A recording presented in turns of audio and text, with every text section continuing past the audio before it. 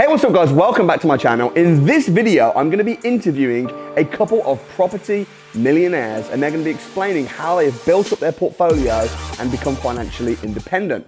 One of their properties alone that they secured on a lease option agreement is bringing in over £100,000 a year. Their deals are crazy, and they're gonna be sharing absolutely everything, how they've done it, how you can do the same thing too. So if you enjoy my YouTube channel, please do me a massive favor, smash the like button, and let's get right into this. So firstly, Mark and Martin, thank you so much for coming down to my house. Thanks for inviting us. So I remember when we first met, you actually came down to my other house down the road, and this was maybe a year or so back now, a year and a half ago, and you were working on this juicy lease option agreement deal. And since then you've gone on to do lots and lots of deals. You've built up a really big portfolio. So why don't you just firstly, before we get into all the deals and what you've done, give us a little bit of background as to who you are and why you decided to get into property in the first place. So, started approximately 12 years ago, did a HMO, which was a BRRR, went in, did all the work ourselves, and then slowly been working our way through and getting bigger and bigger HMOs as time's gone on.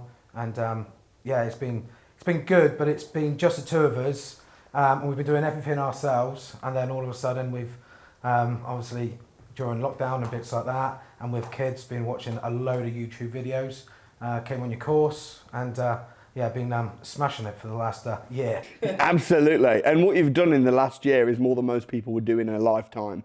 So, and occupation-wise, you're working as a carpenter, and yourself? I'm into sales, car sales. Right, and now you're both going. You've scaled back a little bit on the day job. What's the reason for doing this? Like, what's the motivation for wanting to build up this big portfolio? I think it's like with most people, it's just money initially, financial freedom, just knowing that if anything happens, obviously. When we started, no one ever thought COVID would ever exist. Yeah. And then as time's gone on, our plan has changed. We've both got young children, and it's just having more time. We now value time over money a lot more. We've just been able to spend time with the kids and family and just enjoying life. But part of that is not having to worry about money. Yes, the freedom. Just have the freedom to do what we want, really. And you guys are brothers. Yeah. Did you decide that you were going to build this together, or how did that come about? Yeah, we just started doing it together, and just obviously it's good doing it with someone else, but doing it with your brother is probably even better, I think. Well, I work with my brother as well, so I understand that. Okay, I wanted to firstly talk about this deal, this lease option deal, because this is just a crazy deal. Firstly, why don't you just explain what is a lease option agreement, and how did you even know what a lease option was, and talk to me a little bit about that. YouTube, watching a load of videos, read a load of books and bits like that with regards to learning what a lease option is. So basically a lease option is where you control a building, normally with a very small deposit, normally hopefully £1. You then control that building for X amount of time, generally approximately 5 years, sometimes longer, sometimes shorter, with the option but not the obligation to purchase it at the end of the agreement. So it's a little bit like buy now, pay later. Yeah. A bit like when you buy a car and you sort of put down a small deposit and then you pay a monthly fee, and then at the end you can choose if you want to buy it or not. Yep. Kind of a little bit like that, but for houses, which means that you can start taking on much bigger projects than you would if because obviously unless you've got loads and loads of money.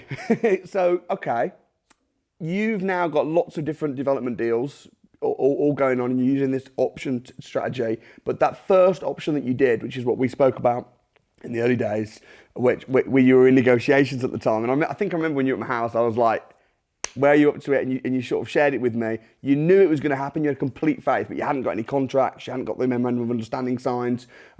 Now it's generating £100,000 a year, and just over, and talk me through the figures, talk me through the negotiation, and then we'll go on to some of the other properties. Initially, we're going to try and buy it just as a normal commercial building.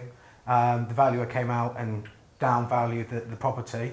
So we were like, all right, we're trying to work out ways around it. So instead of just going, oh no, walking away, we then thought, all right, well, what's the solution for this? All right, let's go down the route of a PLO. The seller was happy. So actually, that's how we got onto the PLO, just thinking of alternative ways of purchasing. And how did you pitch it to the seller? Why would the seller accept a payment later rather than just getting a straight sale? So she's got a couple of hotels in Torquay, and she just wanted to kind of get rid of a couple and just focus on one. So yeah, it worked for her. Yeah, I think she was struggling to sell it. So obviously she's not desperate to get rid of it, but if she's struggling to sell it, we definitely wanted the building. We knew we could make some good money out of it. So together, the PLO worked. It's weird, at the moment all the hotels in Torquay are getting soaked up like you wouldn't believe, but go back 18 months and there was a few on the market. Well, yeah, it's funny because a year and a half ago or 2 years ago, when everyone was being all fearful and saying sort of like, what's going to happen with the market? Let's wait and see. And you know me, you watching my videos, I was saying, get in now. The property... Now's the time. Right, now's the time and it's going to boom. And the newspapers are all saying property prices are going to crash. Yeah.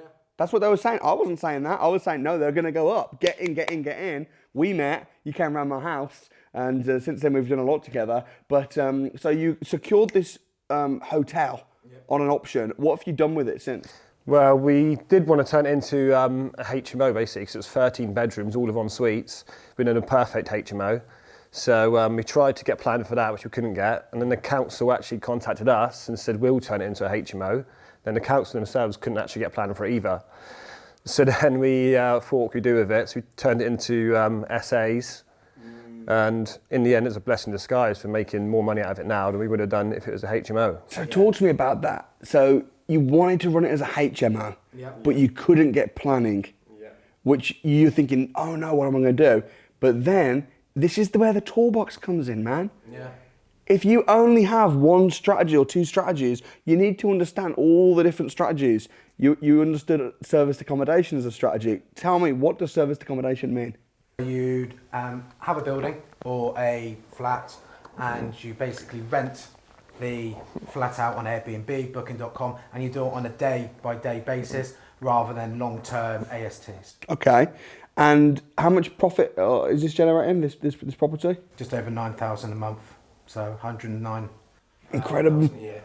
Incredible. And what did you think? What did you think, Martin, when you saw the bookings coming in and the money coming in? How did you feel? Well, it was good. It was good. It was good feeling. It's just nice to see, and especially the first, all that hard work, and then just see the first few bookings coming in, and then they just literally just kept coming. Yeah. That deal alone, a lot of people would just retire off of that deal, you know. Yeah. So you're presumably saving up the money ready to buy the property. Yeah. So no, we'll get a commercial mortgage on the property. Yeah. Pull all the money out that we invested, plus probably another £100,000, 110 I believe.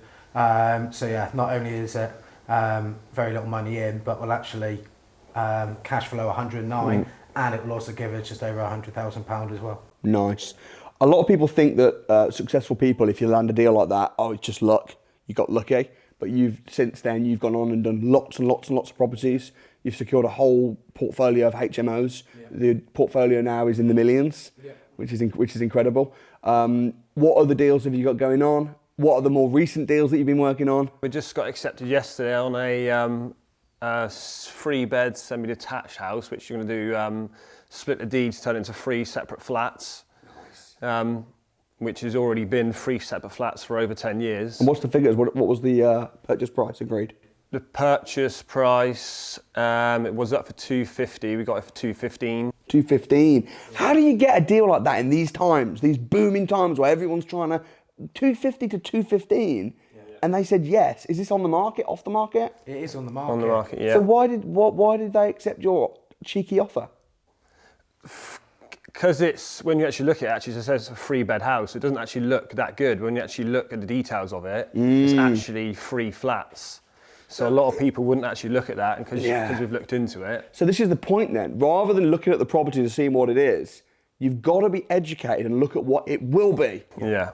And then you might pay, you know, a price which most people would think, oh, that doesn't seem cheap, but you know what it's going to be. So you're going to turn it into 3 flats. What will that cost to do that? Probably around 30,000 to do renovations. It's going to be light renovations. Going to change the kitchens, change the bathroom. Yeah. So you're still at under 250. Yeah. Even after your renovation. And then what's the end value going to be on that? Approximately just over 350. So we'll pull out about just over £100,000 profit. Incredible, incredible. Well, congratulations on that. What else have you got going on? I know you've got loads going on. You've got a whole list on your website of all your houses, with the addresses and everything. Anyone that's a doubter, I'll put a link in the description, can look and can see all the houses, all the addresses, which is crazy. What's the focus now? Land development mainly. Big commercial to residential, or big conversions is what we're after. Basically, we're just scaling up and going bigger and bigger as time's gone. It's just natural progression for us. So we've currently secured a grade 2 listed building, which we're getting subject to planning to convert into 9 flats, which is awesome. I've got another PLO for a commercial building to turn that into 6-bed HMO. It's a bit smaller than we generally want, but so we've got that in the. We're just waiting for them to come back and say yay, but by the sounds of things, everything's a goer. We've got a big 7-figure profit, one in the pipeline that somebody came to us with. Amazing. So you've got so many deals, and these deals, we're not talking about making £500 a month here, £500 a month there. You know, you're talking about £1 million profit in some of these deals. What would you say to someone that was starting out? Because, you know, I mean, it wasn't that long ago when you were just small-time investors with a few little buy-to-lets, now working on these huge deals. What would you say to someone starting out that wants to get into the bigger deals development? What advice would you give them once to get started? Training.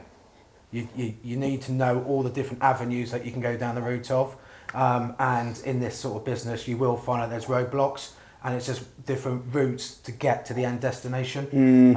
So going down and just going, oh no, that doesn't work. Well, actually, if you go down that route, it might actually be better.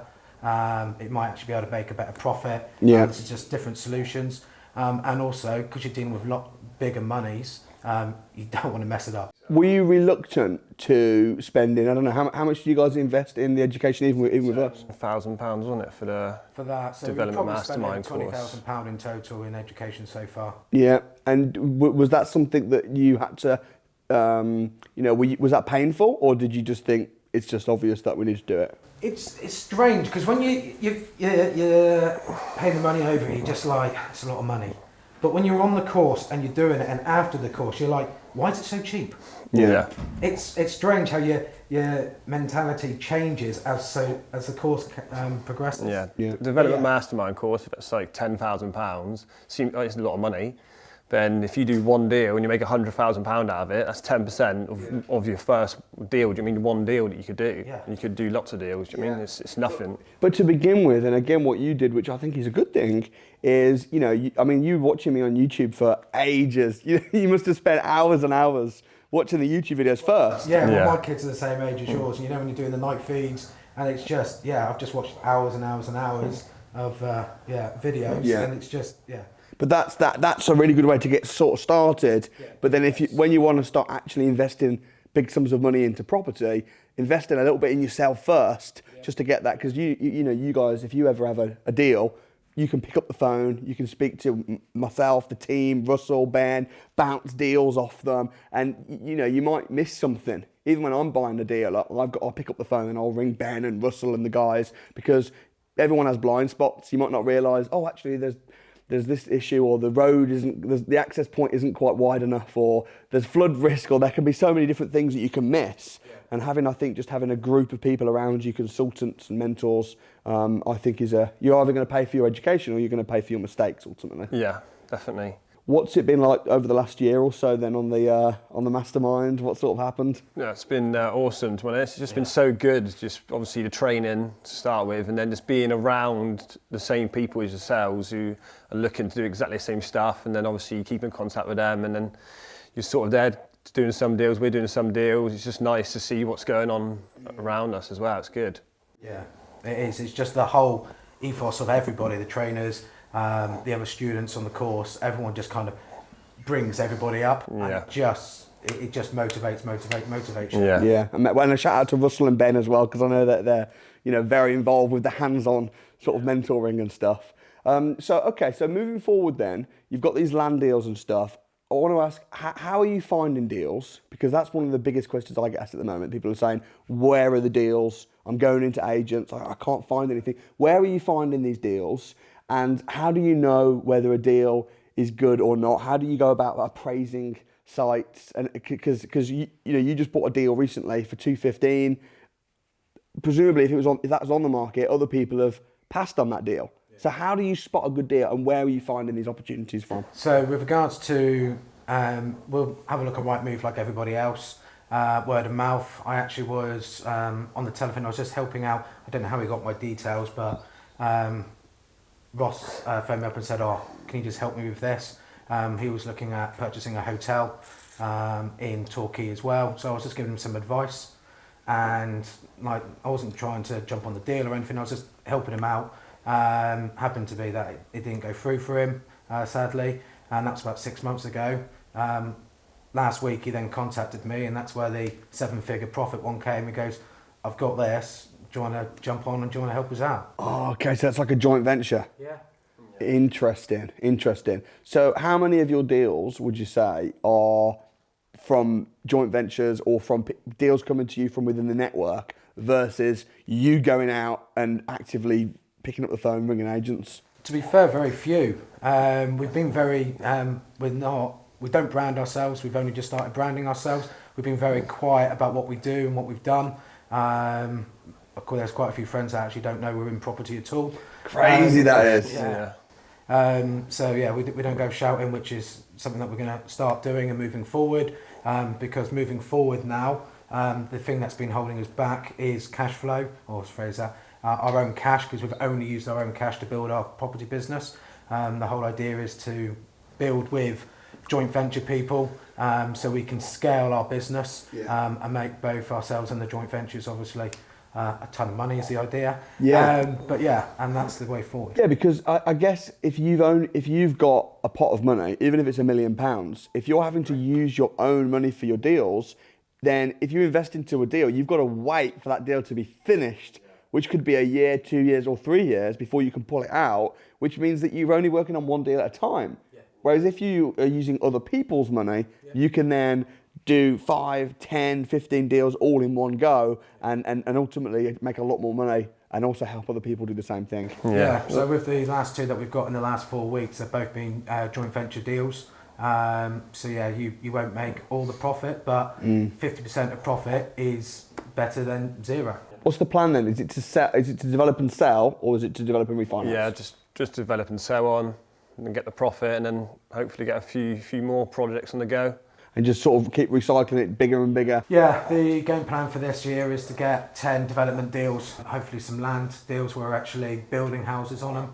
Yeah. So on Nimbus a lot, sending out letters and picking up the telephone, speaking to a lot of estate agents, trying to get any bits of land before it actually hits the open market, rather than waiting for it to be on. Trying to find investors as well, trying to get as many JV partners as we can, trying to get investors. It's nice to have some good relationships.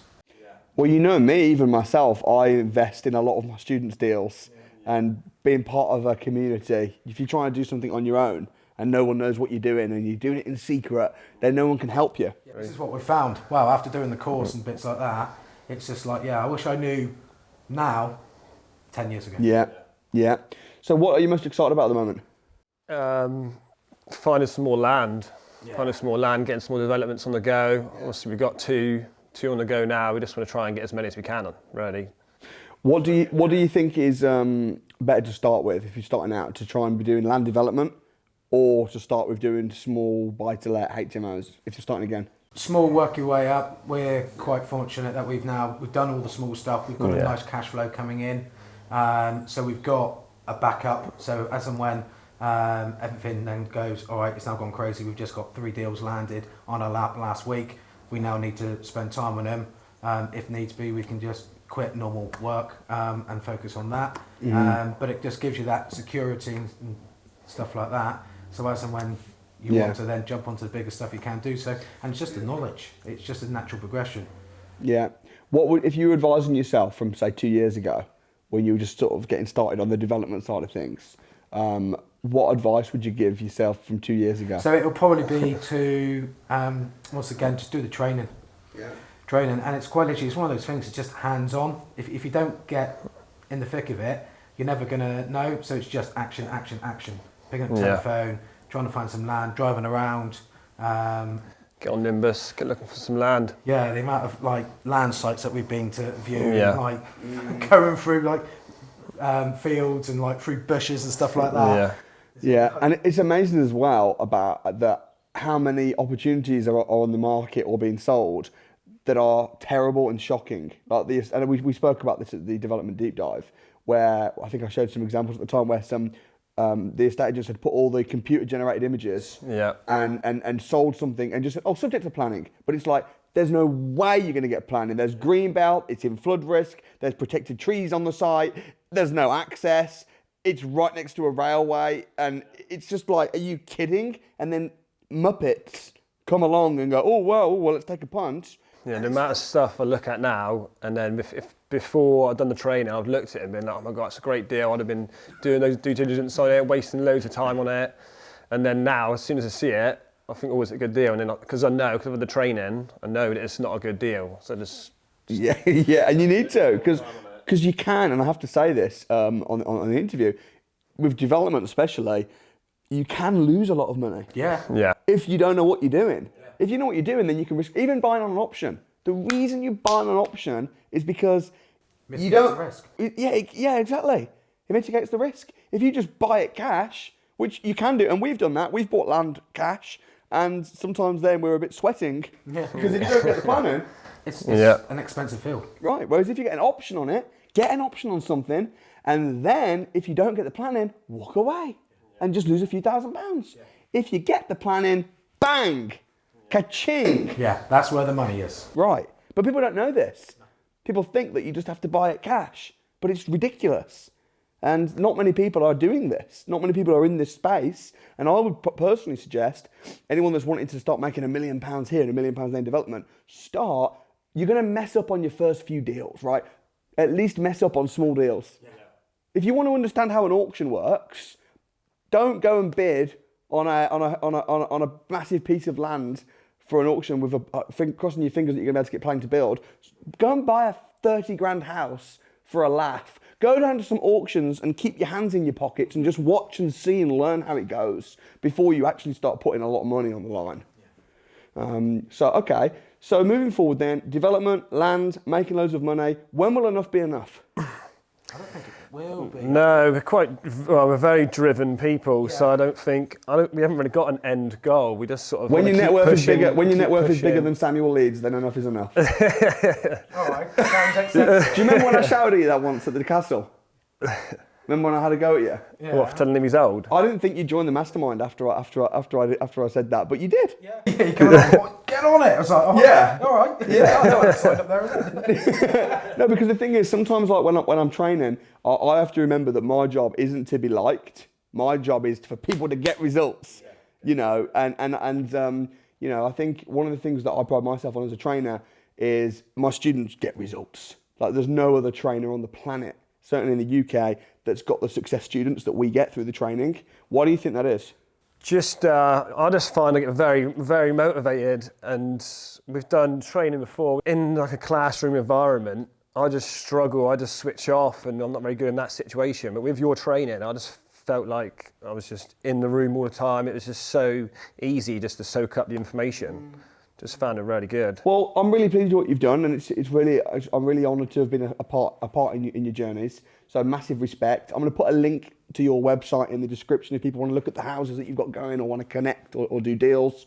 But before we wrap up, what will be your final words of wisdom? Connect with people. We found that the bigger we get, the less it is about the property, and it's more about the network around you. Yeah, 100%. So with regards to, we're now heavily focusing on JVs, so we can build our property portfolio. Yeah. We've got a good power team, but it's just the team and the connections you have, like with that 7-figure deal coming to us, bits like that. It's a people business. Obviously, you guys training us and stuff like that, and the support that you give us, it's brilliant. Yeah, I appreciate that.